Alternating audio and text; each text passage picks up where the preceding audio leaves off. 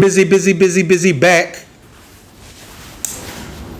Which one would you prefer? I think most of us typically probably go with the love the lie as opposed to living the truth. Because if you think about it, living the truth too much, I mean, come on, like honestly, do any of us really want to know the truth all the time? Really? You know, like you ever been walking or you talking to like somebody that you know and it's something that you really want to tell them and you be like, you know what? I mean, it might not even be anything that deep. Like just maybe like, I don't like those shoes that you're wearing, or, you know, I don't like your cut, or, you know, whatever the case may be. And I think sometimes when it's something smaller, you know, people can digest it, laugh it off, you know, bid on each other and just talk. But, you know, like when the stuff gets a little more severe, you know, that's kind of like when people start getting offended, when people start getting hurt, when people say, you know what, I need to put this person on timeout. I don't want to talk to them anymore, or I just want to fall back from them. You know, like if they start teasing your personal aesthetic, and especially if they keep harping on it, oh, you're too big, or you old, or, you know, whatever the case may be, and you feel like it comes up over and over again, you start to look at it in a different light. So in a lot of ways, you just rather, you know, listen, I don't feel like hearing that. Nobody feels like hearing that. You may not say that, but that's how you feel. Even if it's true, even if what they're saying is true, sometimes, a lot of times people just want to go about their existence however they are, because most of us know what we need to do. A lot of times we just don't get it done, but most of us know what we need to do. We don't need someone else, especially someone else close to us, telling us that. So that's why, you know, even with that, just being mindful of loving the lie or living the truth. Very few people live totally true, because I mean, think about it, right? It's hard. It's hard. You would have to do certain stuff. Like for instance, I give you another for instance.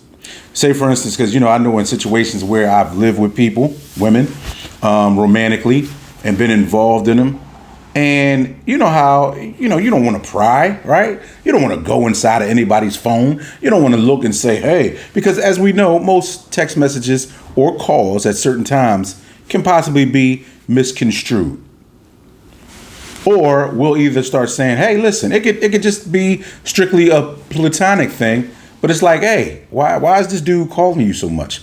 Why is this guy? Oh, well, you know, it's a guy that I work with, and, you know, he was asking me a couple of questions about such and such and such and such. But automatically, as a guy, because you're a guy that works with women, you know, your antennas go up, and you start wondering, like, is she telling the truth? Because I know Bull probably trying to hit, because, you know what I mean? That's just the way it is, because that's the way I was. But you continue a lot of times to live a lie. There's been times when I knew, when I had I didn't know for sure, but when I felt in my mind, body, and soul that, yo, is Shorty cheating? Is Shorty, like, you know what I mean, lying to me? And then, but you know what you do? You love the lie. And I've talked about this before. Yeah, you know, maybe you two don't live together. So you call her. It's 12:30 at night, 1 o'clock at night, you know, typically, you know, asking her, is she coming through? You gonna come through her spot, whatever. She don't answer the phone. Then, you know, you call at 1:30, she don't answer the phone. So then around 6:30, 7 o'clock in the morning, I was asleep. I was knocked out. Because, you know I've done that before, but hey, that was many, many years ago. But even though somewhere in the back of your mind, you know that that's cap, what do? You still continue to go on. You buy into, most likely, what is the lie. Especially when it happens over and over again. Because, I mean, think about it. You know, I think that the one thing outside of death of a friend or family member, the living hurt that's the worst is heartbreak. Who wants to be heartbroken? You know how many people that are in jail right now because of some type of feeling of heartbreak or deceit or deception over heartbreak? Because somewhere in our minds, even though we're lying, we want to feel like, I know especially as a guy, we want to feel like she's true. We want to feel like she's not sharing herself with anybody else. You know, even though when she walks out, she gets hit on here, there, everywhere. You know, even the squirrels are trying to talk to her, depending on what she has on. The cats are at her. The dogs are barking at her. But still, we live and we love the fact of thinking, hey, look, we're together. She's only for me. And in a lot of cases, that really may be the truth. But I also know that in a lot of cases, it's a lie. And by being on both sides of the fence, where dealing with people who were lying to their person and sitting watching them and listening to them lying, who am I to think that that same lie hasn't been done to me? But everybody claims that they love the truth. Just tell me the truth. Tell me. Tell me the truth and everything will be better. We can work this out.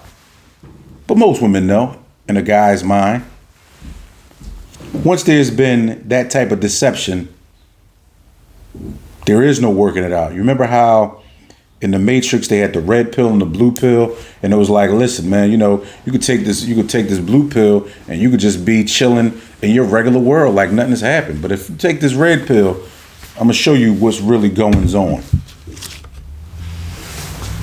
And you'll get to see exactly what's going on. And a lot of us, we don't really want to take that red pill. Let's face it. You want to take the red pill, you know what you do? You go, chick you dealing with, say, yo, just out of the blue, let me see that phone. Let me go through that phone. And I 99% guarantee you that there is going to be so much apprehension that it's going to make you become apprehensive about her. And if you're a young lady out there, about him. That's why we go so frantic over these phones. Not just because it's become another part to us, but it's also become our diary. It's also become where we've learned how to communicate and manipulate. You know, even with a friend, even with somebody else, just do the test. Hey, let me see your phone for a second. Huh? What, by chance, would you need to see my phone for?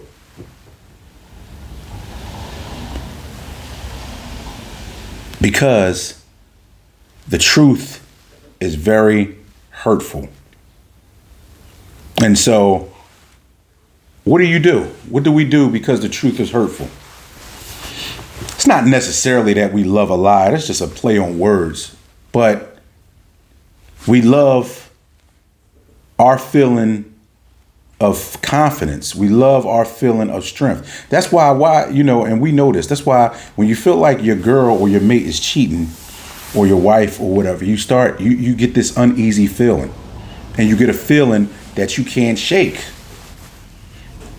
And when you can't shake it, it starts to make you feel sick to the core, because you know in your heart and your mind something isn't right, but you still love the lie because you know there are probably direct ways of you finding out, but in a way you don't want to find out. Like, I know for me, it's been unfortunate a few times when I found out stuff and I didn't even want to find out stuff about certain people, you know, and I was like, wow. You know, if my friends out there who have kids, you know, you find out in other kinds of ways mistakenly, right? So you get to a point where you say, I think I love myself. So what I'm going to do is that I'm just going to protect myself.